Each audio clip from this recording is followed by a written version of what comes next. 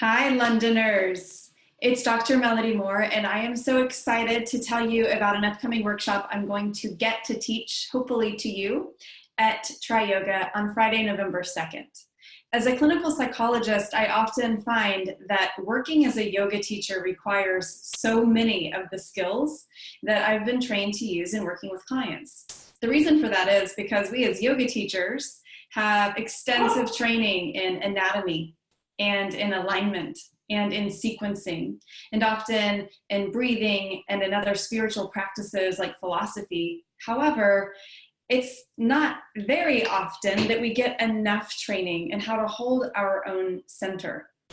and how to set safe boundaries for ourselves and for those who are coming into our classes. Because yoga students, just like you and I, are coming in with all kinds of unconscious and conscious projections, expectations, fears, shadows, traumas, unresolved wounds, and they may be offering a whole lot of that to you as a teacher with an expectation that you're going to know how to safely hold them, not just their bodies, but their minds, their psyches, and their hearts, their emotional body too.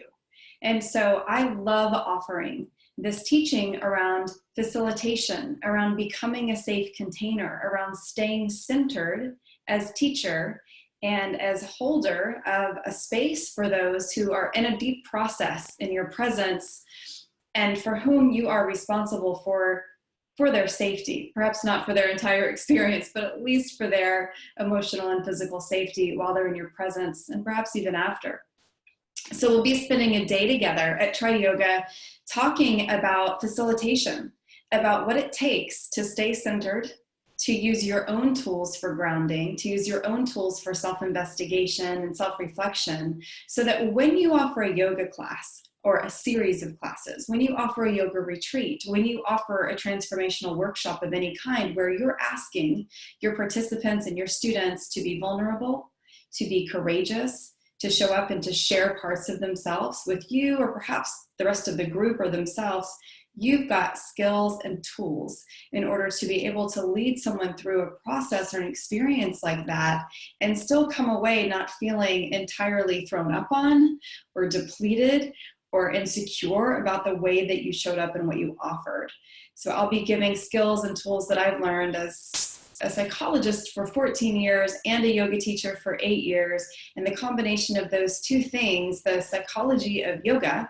which helps us really be able to serve as a container for students that allows them to have their own experience and walk away from a 30-minute class or a week-long or month-long retreat or teacher training feeling armed with tools, feeling empowered to do their own work, to continue the self-reflection and self-study without creating a sense of neediness of you or reliance on you in order to resolve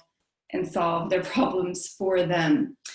So often I hear from yoga teachers, I don't know what to do. Do I make a referral to a counselor or to a therapist? Do I need to develop more skills and tools to listen to my students after class or to respond to their email? We get a lot as yoga teachers from our students in terms of what they need and expect from us. And so it's my hope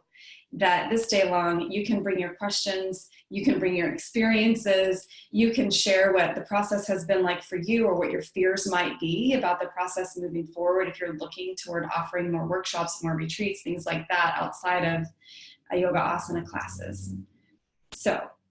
I hope you will join me. I hope that you will bring your bravery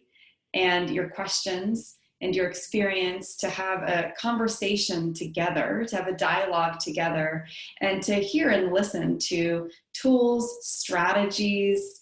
other ways that I have learned are really helpful as a yoga teacher in terms of interacting with students, interacting with other teachers, and certainly interacting and being in relationship to yourself and to that which you perceive as divine or as holy. Join me at Triyoga. I hope to see you there to talk more about teacher-student relationship, being a facilitator, holding space as a container, and staying rooted and grounded while offering this necessary work. Hope to see you there. Thanks.